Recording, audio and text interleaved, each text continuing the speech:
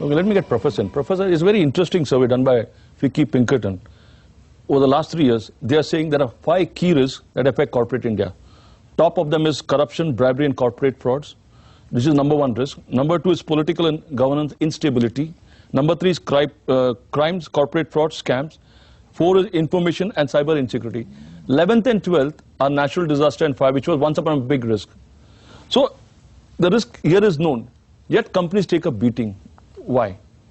The reason for this is the kind of dynamism that we see in today in the global environment. A year back we were talking about rising crude oil prices, and for the first time in 5 decades probably you would have seen that the OPEC nations are not deciding the price of crude oil. Someone else, because shale gas was discovered, US is now dictating the terms of crude oil. And probably you have a very different kind of challenge that companies today face, where people have probably gone for hedging or forward contracts, bought crude oil at $120 a barrel price, and today the prices have gone down. So the kind of dynamic nature that's there in the global economy, how businesses are done, is also causing to a great amount this kind of challenge that is arising. In the survey that you said, there's a very important, the top 2 are regulatory risk.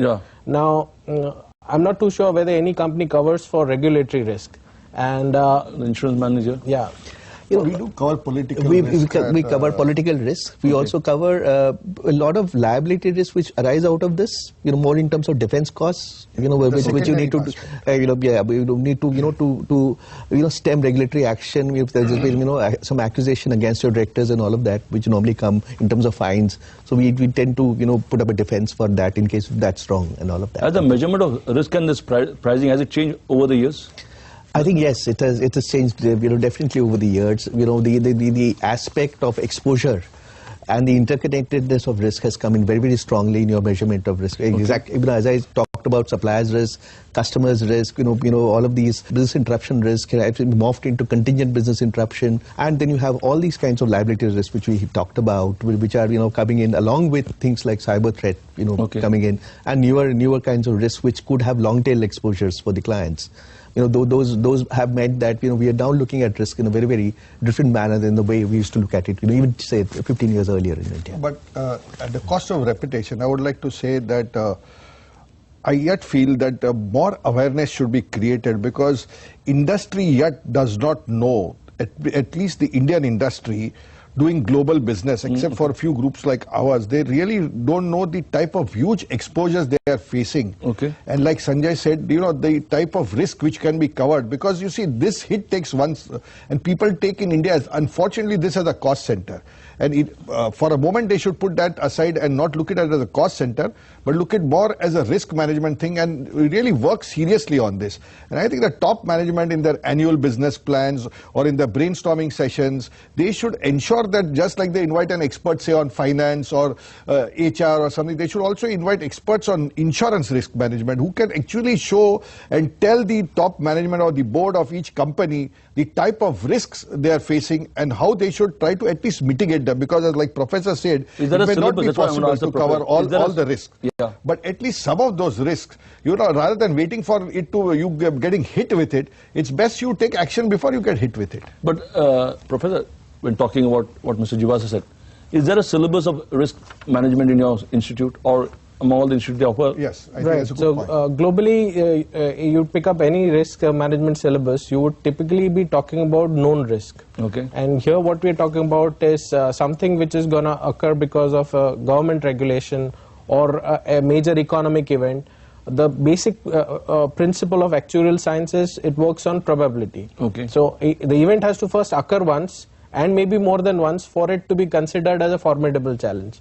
So you pick up any theoretical book, you would find that we still work with, most of the areas that we work with are known risk, and that's where the challenge comes in. And many times even known risk have caused a problem to companies. Like I hedge myself against currency, and when this was done in 2008, companies like AIG went bankrupt. So even an insurance company can go bankrupt while providing a calculated risk cover to their clients. So let me get. I just wanted to have a point here.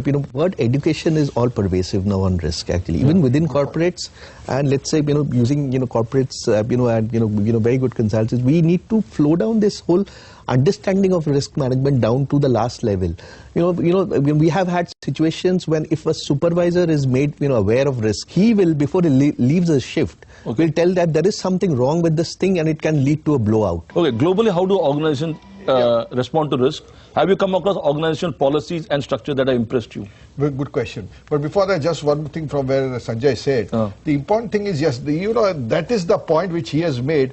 An airline, when it goes down, there is such a hoo-ha made across the globe. But what about road safety? What about railway safety? There are so many millions of people dying on the road. Why is there no risk management being done on that? Why is no risk management done on rail accidents or the normal things where millions of people die across the world and one airline goes down, one aircraft, and there's so much noise made on it or so much attention is focused? We need to think on this. I just wanted to make this point. So any organization that has impressed you abroad, that you want to template those kind of things in India? You see, many of these organizations abroad, the big ones, they have learned from their mistakes. BP, Shell, your telecom companies, they have learned from their mistakes. But again, there, maybe the awareness is much more. The industry is much more professional. There are many people who really make this as a profession. And the regulatory framework is so strong there that there is no other way but to get into this. And apart from that, suppose if there's a people loss here, for some time there'll be an issue made if some people die. But there, even if one person dies, there's so much of an issue.